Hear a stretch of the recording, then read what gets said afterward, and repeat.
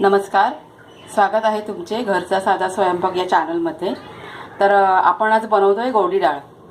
तर त्याच्यासाठी साहित्य मी घेतलं, इथे तुरीची डाळ घेतले 3 वाट्या, म्हणजे ही जी लहान वाटी आहे 3 ते 3 भरून घेतलेत मी तुरीची डाळ। आणि इथे मी ओलं खोबरं घेतलंय अर्धी वाटी, पाव चमचा जिरं, 2 ते 3 लसूण आणि अर्धा कांदा घेतलेला आहे आणि ही थोडीशी कोथिंबीर। तर हे सगळं आपल्याला वाटून घ्यायचं वाटण। तर ह्या वाटणाची जी रेसिपी आहे ती माझ्या चॅनलवरती आहे, त्याची मी लिंक डिस्क्रिप्शन बॉक्समध्ये मेन्शन करते, तिथे तुम्ही जाऊन बघा। तर सगळ्यात पहिला आता आपण ही डाळ आहे ती शिजत ठेवूया कुकरमध्ये। तर आता ही डाळ जी आहे तुरीची मी धुवून घेतले, तर आपल्याला कुकरमध्ये शिजवून घ्यायचे।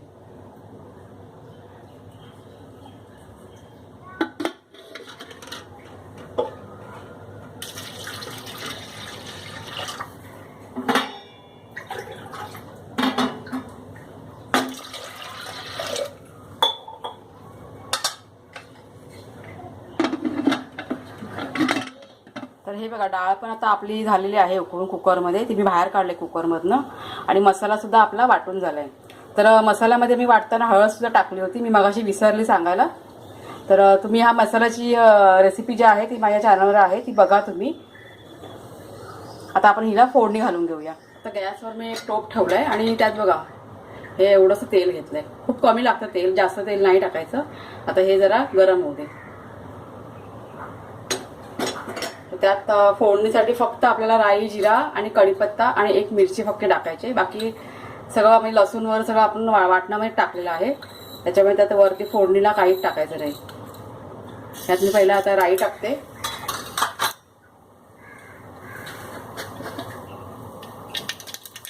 थोडंसं हिंग टाकते, कढीपत्ता 4 ते 5 आणि 1 मिरची, हिरवी मिरची जरा हलवून घेऊया आपण। आणि थोडंसं जिरं पण आपण वाटताना टाकलेलं आहे, त्याच्यामुळे जास्त नाही टाकायचं, थोडंसं फक्त।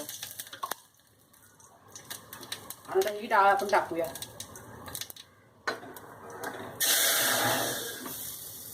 आणि असं लगेच झाकण ठेवायचं फोडणी देताना, म्हणजे जे फोडणीचे जे फ्लेवर आहेत ना ते सगळे आपल्या उडून नाही जाणार ते।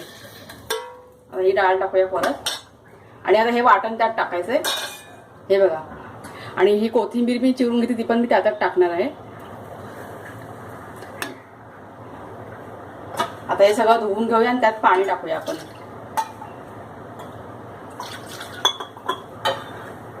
ही डाळ जी असते ना, उपवास वगैरे असतात ना त्यावेळेस ही डाळ बनते, खूप छान लागते। आता तुम्हाला किती पातळ हवे, घट्ट हवे त्याप्रमाणे ह्यात पाणी टाकायचंय। एकदम मिक्स करून घेऊया आपण। आता हळद वगैरे काहीच नाही टाकायचे, कारण वाटताना आपण सगळं टाकलेलं आहे। आता फक्त मीठ टाकायचं आपल्याला। यात मी आता मीठ टाकते, मीठ तुम्ही तुमच्या चवीनुसार टाका।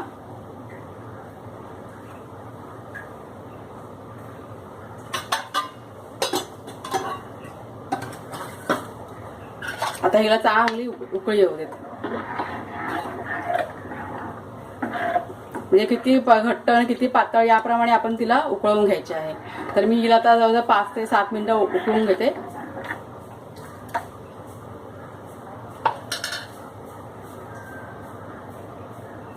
खायला खूप मस्त लागते, लहान मुलांना खूप आवडते ही डाळ। तुम्ही बनवून बघा, तुम्हाला नक्की आवडेल ही डाळ। आपले एक सबस्क्रायबर आहेत, त्यांनी कमेंट करून बोलले होते की गोडी डाळ आहे त्याची रेसिपी टाका, म्हणून मग मी हा आज व्हिडिओ बनवला आहे।